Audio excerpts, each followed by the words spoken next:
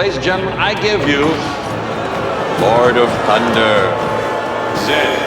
Let's get ready to welcome this guy. Here he comes. He's the defending, incredible. Yes!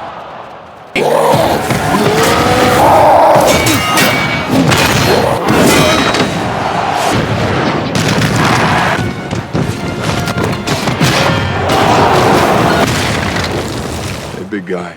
The sun's getting real low.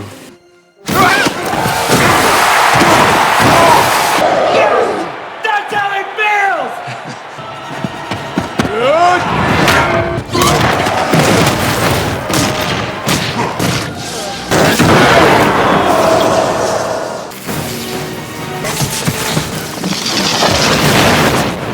Kamusta kayong lahat? Nandito na naman tayo sa Filipino Chill Recap. At ngayon, pag-uusapan natin ang action, adventure, fantasy, sci-fi film na tinatawag na Thor, Ragnarok. Maghanda na kayo dahil sa mga spoilers na darating. Sa gitna ng kanyang misyon sa kalawakan, nahuli si Thor ng demonyong apoy na si Surtur. Matagal nang natalo ni Odin si Surtur, pero lumalabas na buhay pa rin ang nilalang na ito. Sinabi ni Surtur na hindi siya mamamatay hanggat hindi niya nakikita na nasa Syra ang Asgard sa harap niya. Sa harap ni Surtur, ikinwento ni Thor ang kanyang bangungot, kung saan nakikita niya ang Asgard na naglalagablab at ganap na nasa Syra. Ipinaliwanag ni Surtur na ito ang Ragnarok, ang propesya ng pagkawasak ng Asgard. Nang ang korona ni Surtur ay magsanib sa eternal flame sa loob ng Asgard, magiging ganap ang kanyang kapangyarihan. Magiging isang higanteng nilalang siya na kayang sirain ang Asgard ng madali. Sinabi ni Surtur na madali niyang makukuha ang eternal flame dahil wala na si Odin sa Asgard. Nahuli na rin niya si Thor, kaya wala nang ibang makapagtatanggol sa Asgard. Tumugon si Thor na hindi niya hahayaang mangyari ang Ragnarok, pero sinabi ni Surtur na huli na. Nagsimula na ang Ragnarok at hindi na ito mapipigilan ni Thor. Tinawag ni Thor ang Mjolnir. You have made a grave mistake, Odin's son. Everything seems to work out.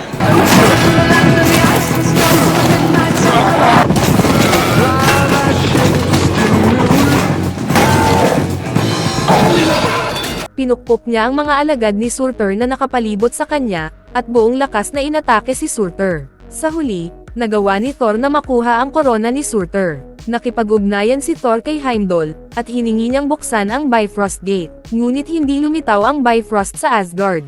Lumalabas na ang tagapangalaga ng Bifrost ay hindi na si Heimdall, kundi si Scourge. Hindi naririnig ni Scourge ang tawag ni Thor dahil abala siya sa pagpapakita at pang-aakit sa kanyang mga babaeng kasama. Samantala, isang higanteng dragon ang sumunod kay Thor. I'm down! Running short on options! Sa kalaunan, sumagot si Scourge sa tawag ni Thor at agad niyang ipinasok ang Bifrost Key Sword para buksan ang gate. Matagumpay na nakabalik si Thor sa Asgard ng ligtas. Tinanong ni Thor si Scourge tungkol sa kinaroroonan ni Heimdall, ngunit sinabi ni Scourge na wala nang nakakaalam kung nasaan si Heimdall ngayon. Itinuturing si Heimdall na traidor at naging tumakas mula sa kaharian. Pagkatapos, pumunta si Thor sa palasyo ng Asgard. Labis siyang nagulat nang makita ang estatwa ni Loki na nakatayo sa harap ng palasyo. Nakita rin niya si Odin na nagre-relax kasama ang mga tao habang pinapanood ang isang pagtatanghal. Binigayan ni Thor ng pagbati si Odin at iniutos sa mga sundalo na itago ang korona ni Surtur sa Relic Vault. Naguguluhan si Thor sa kilos ng kanyang ama. Habang nasa labas, ang mga kaaway ng Asgard ay nagpaplano ng pagkawasak nito, si Odin naman ay nagre-relax. Itinapon ni Thor ang Mjolnir at hinawakan ang ulo ni Odin, sinasabi na siya at si Odin lamang ang makakapigil sa Mjolnir. Bigla, lumitaw si Loki, na buong panahon ay nagpapanggap bilang si Odin, at ipinakita ang kanyang tunay na anyo. Tinanong ni Thor si Loki kung nasaan si Odin ngayon. Dinala siya ni Loki sa Earth. Iniwan ni Loki si Odin sa isang nursing home, pero lumalabas na nawasak na ang lugar. Biglang lumitaw ang isang bilog na portal at hinayla si Loki pababa sa lupa. Nakakita si Thor ng piraso ng papel na may nakasulat na address, kaya doon siya nagtungo. Doon, nakilala niya si Doctor Strange. You can put down the umbrella. Who are you? Why should I care? My name is Dr. Stephen Strange, and I have some questions for you. Take a seat.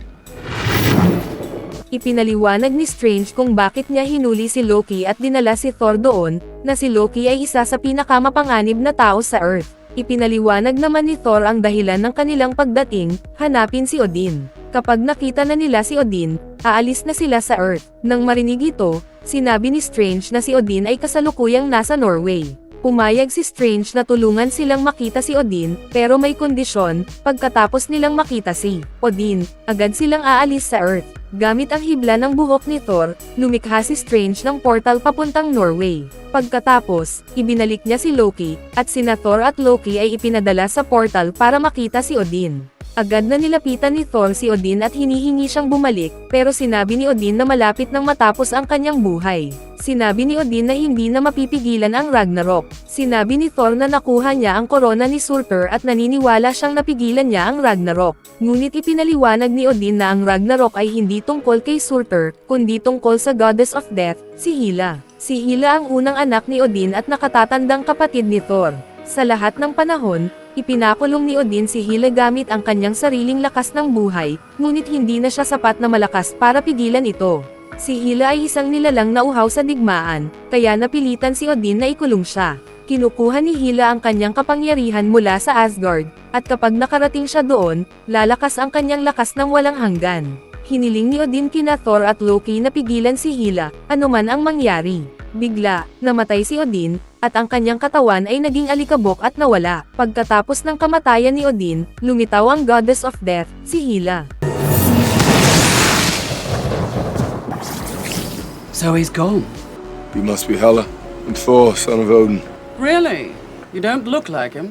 Perhaps we can come to an arrangement. You sound like him.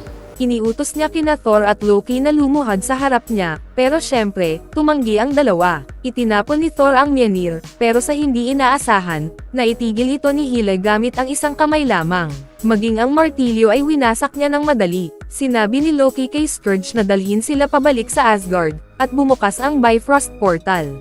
Habang hinihila sila sa Bifrost papuntang Asgard, itinulak ni Hela si Loki palabas ng portal. Itinulak din niya si Thor palabas. Sa huli, matagumpay na nakarating si Hela sa Asgard.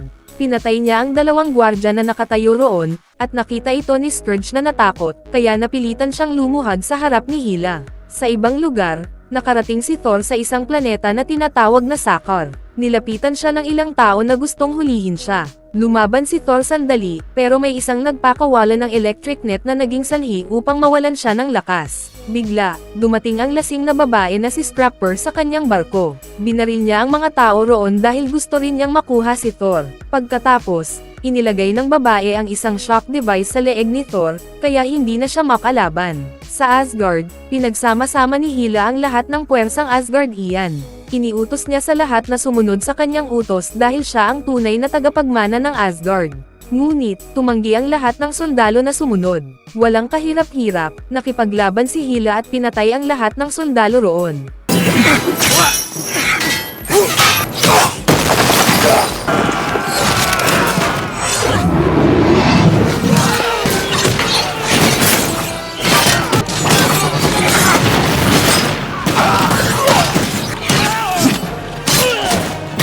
Sa planeta Sakar, dinala ni Scrapper si Thor sa harap ng pinuno ng Sakar, na kilala bilang Grandmaster, para gawing mandirigma. Iniutos ng Grandmaster sa kanyang katulong na si Topaz na bayaran si Scrapper bilang kabayaran sa pagdala ng isang mandirigma. Nagulat si Thor nang makita si Loki roon. Hiningi ni Thor kay Loki na palayain siya, pero hindi ito magawa dahil kaibigan ni Loki ang Grandmaster. Sinabi ni Loki na matagal na siyang naninirahan sa planetang ito, kaya nakilala na niya ang Grandmaster. Nang marinig ito, nagulat si Thor, dahil kaka-rating pa lang niya sa lugar.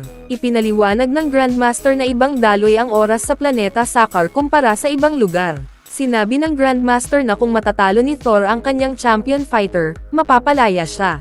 Agad tinanggap ni Thor ang hamon. Dinala si Thor sa isang silid kung saan naroon ang isang nilalang na parang bato na si Korg at ang kanyang kaibigan na isang insekto na may kutsilyo sa kamay na si Mick. Bukod kina Korg at Mick, may ilang iba pang mandirigma na nakakulong doon. Ginawang alipin ng Grandmaster. Sinabi ni Korg na dati silang rebel warriors, pero nahuli at napunta sa lugar na iyon. Samantala, Sa palasyo ng Asgard, tumingin si Hela sa kisame kung saan may ilang pinta na nagpapakita ng mga kasunduang pangkapayapaan ng Asgard sa Nine Realms. Nang makita ito, sinabi ni Hela na puno ng kasinungalingan ang mga pinta. Agad niyang winasak ang mga ito. Lumalabas na sa likod ng mga naunang pinta ay may larawan ng pananakop ni Hela at Odin sa Nine Realms. Sinabi ni Hela na dati siyang sandata ni Odin para atakihin ang ibang mga kaharian. Ang kaharian ng Asgard ay itinayo sa dugong Dam-Aloy. Ngunit habang lumalaki ang ambisyon ni Hela, ikinulong siya ni Odin. Kinuha ni Hela ang Eternal Flame mula sa Relic Vault. Pagkatapos, bumaba siya sa ilalim ng lupa, kung saan nakalibing ang lahat ng hukbo ng kanyang mga tagasunod. Gamit ang Eternal Flame, binuhay ni Hela ang lahat ng puwersa roon, kasama na ang kanyang minamahal na alagang lobo, si Fenris. Sa ibang lugar, nakatagpo ni Loki si Thor. Galit na itinapon ni Thor ang isang bagay kay Loki, pero lumalabas na hologram lang iyon ni Loki. Pinipilit ni Loki si Thor na manatili sa sakal. Gusto ni Loki na tulungan siya ni Thor para makuha niya ang trono ng Grandmaster. Gusto ni Loki na kalimutan ni Thor si Hela, dahil dalawa silang hindi kayang labanan siya. Ngunit hindi sumusuko si Thor. Determinado siyang bumalik sa Asgard para iligtas ang kanyang mga tao. Dumating na ang araw ng laban. Habang pumipili si Thor ng sandata, nakita niya si Scrapper. Sinabi ni Thor kay Korg na si Scrapper ang nagdukat sa kanya at nagdala sa kanya sa lugar na ito. Sinabi ni Korg kay Thor na huwag nang makialam sa babaeng iyon, dahil siya ay isang mandirigmang Asgardian. Nang marinig ito, agad na nilapitan ni Thor si Scrapper. Sinabi niya sa kanya na nasa panganib ang Asgard. Nakita rin ni Thor ang simbolo ng Valkyrie sa kamay ni Scrapper. Ang Valkyries ay isang elite na puwersang Asgardian na binubuo lamang ng kababaihan. Ngunit tumanggi si Scrapper na makinig. Pagkatapos makita iyon, pinili ni Thor na umalis. Inakusahan niya si Scrapper ng pagtataksil, dahil ang isang tunay na mandirigmang Valkyrie ay tiyak na paprotekta sa Asgard. Sinabi ni Scrapper na hindi na siya Valkyrie. Dinala si Thor upang maghanda para sa arena. Bago magsimula ang laban, ginupit ng isang matandang lalaki ang buhok ni Thor. Pagkatapos, dinala si Thor sa battle arena. Ladies and gentlemen, I give you Lord of Thunder, Zed. Let's get ready to welcome this guy. Here he comes. He's the defending. Incredible! Lumalabas na ang kanyang kalaban ay si Hulk. Masaya si Thor dahil kaibigan niya si Hulk mula sa Avengers, habang natatakot si Loki dahil minsang sinira siya ni Hulk. Tinawag ni Thor si Hulk sa tunay niyang pangalan, Hey, Banner! pero sumagot si Hulk na wala ng Bruce Banner, si Hulk na lang. Lumalabas na lubusang napalitan ang kamalayan ni Bruce ni Hulk. Nagsimula ang laban. It's me!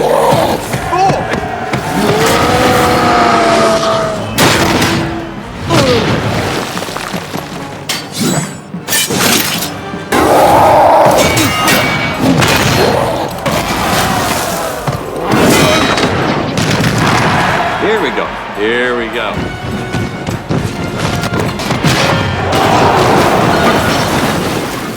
Hey, big guy.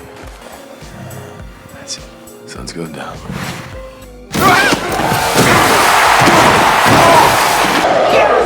That's how it feels! Sinubukan ni Thor na paalalahanan si Hulk na magkaibigan sila, pero walang awa na inatake ni Hulk si Thor. Napilitan si Thor na lumaban. Sinubukan niyang paalalahanan si Hulk, pero wala itong epekto. Sinubukan ni Thor na kontrahatek ang mga atake ni Hulk, pero patuloy siyang pinapalo. Biglang sumabog ang kidlat mula sa katawan ni Thor at itinaboy si Hulk.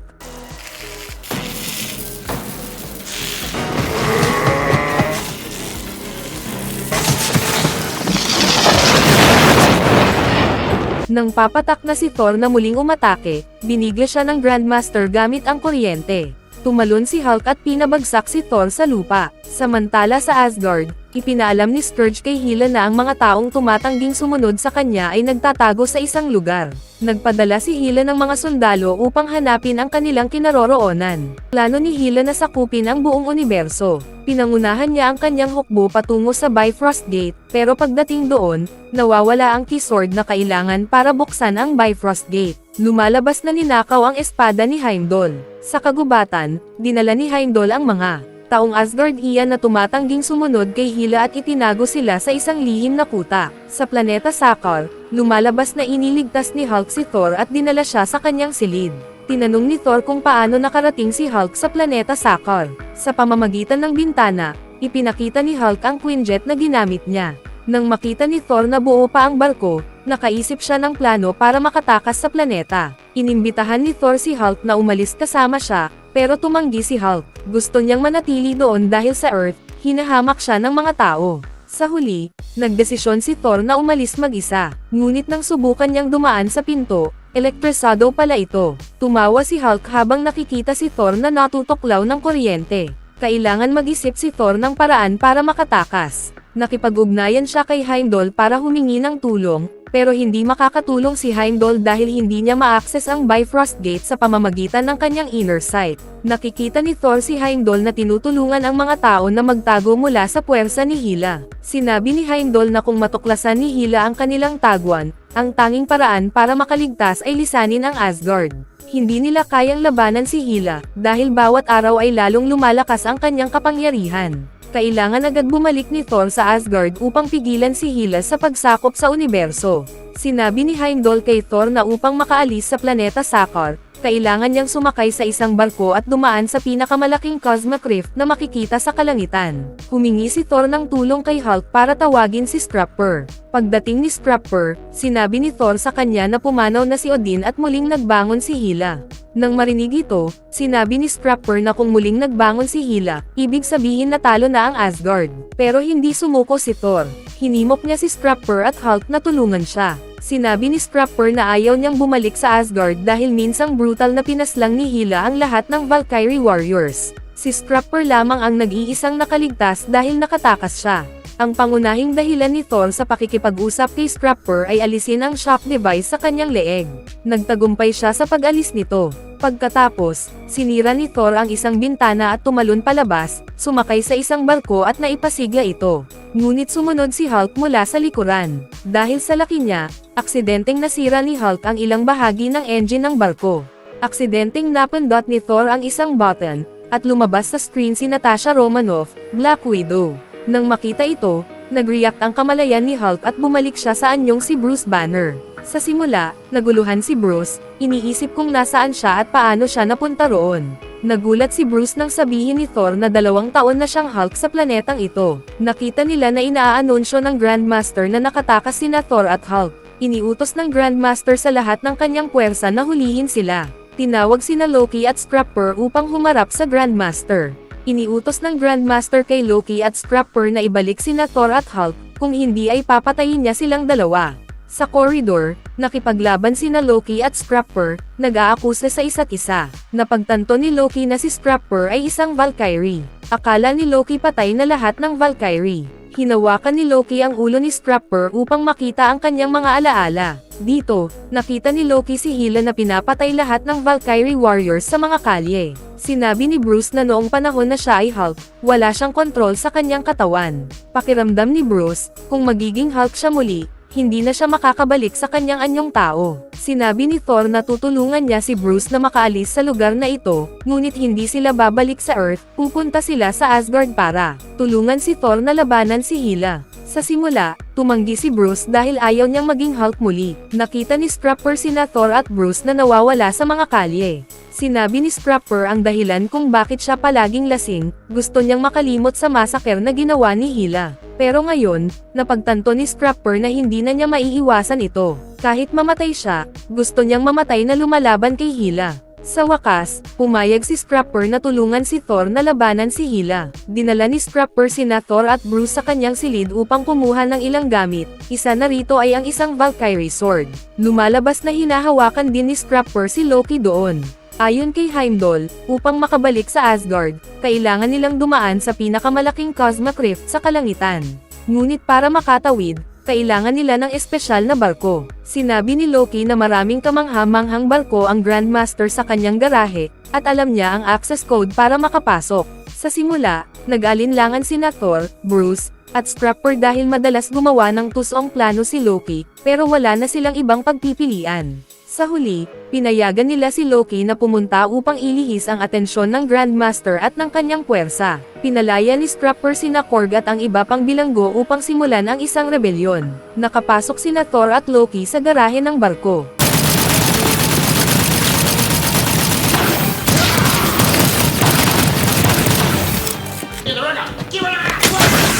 Thought you didn't want to talk about it.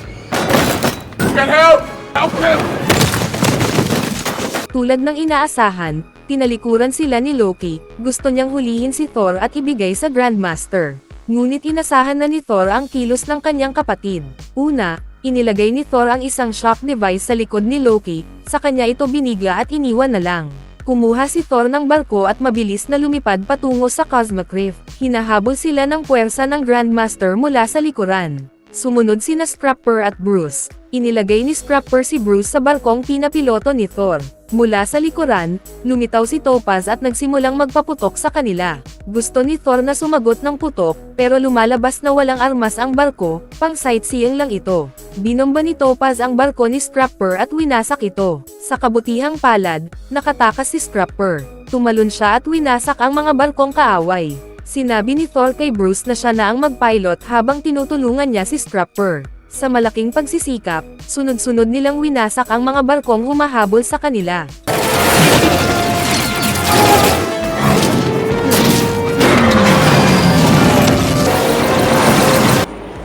It's my birthday! It's my birthday!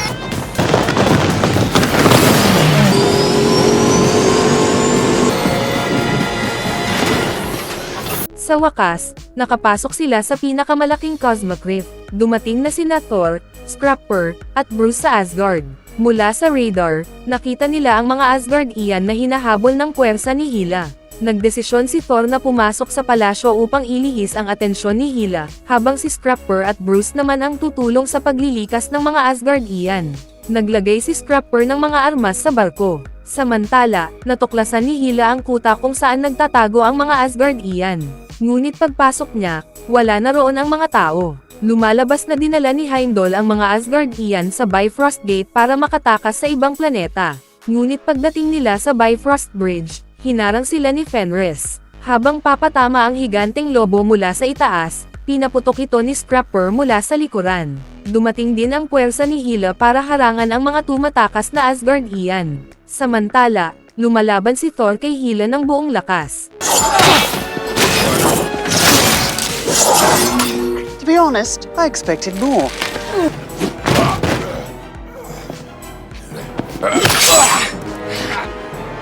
So simple. Hindi kayang tapatan ni Thor si Hela, at napilat pa niya ang kanang mata ni Thor. Sa ibang lugar, hindi mapatay si Fenris kahit paulit-ulit siyang pinaputokan ni Scrapper. Nang makita ito, lumapit si Bruce at naging Hulk upang labanan ang higanteng lobo.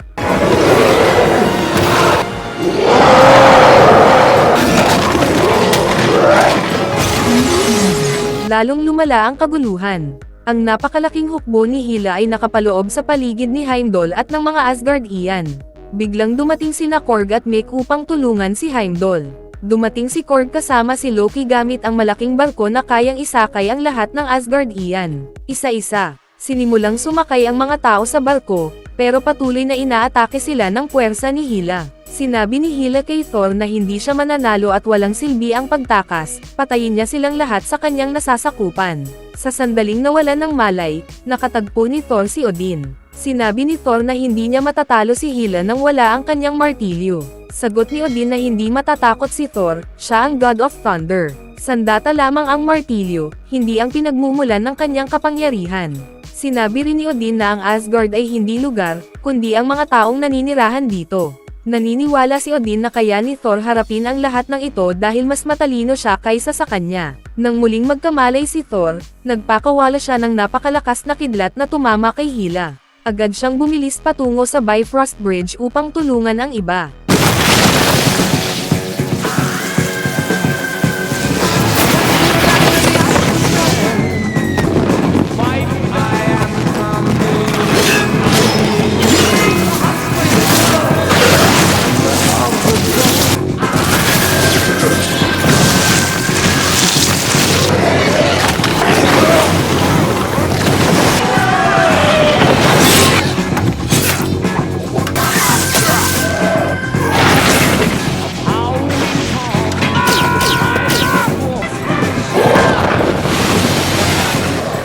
Nang mapagtanto ni Scourge na natalo na si Hela, sumakay na rin siya sa barko kasama ang mga Asgardian. Ngunit sa kanilang gulat, buhay pa rin at hindi nasugatan si Hela, kahit pa tinamaan siya ng pinakamalakas na kidlat ni Thor. Hindi nila kayang patayin si Hela, pero hindi rin sila makaalis. Napagtanto ni Thor na hindi ito tungkol sa pagpigil sa Ragnarok, nakalaan na itong mangyari. Inutusan ni Thor si Loki na buhayin si Surtur gamit ang Eternal Flame, habang siya at si Scrapper naman ang mag-distract kay Hela. Si Heimdall naman ang maghahatid sa mga Asgardian sa kaligtasan.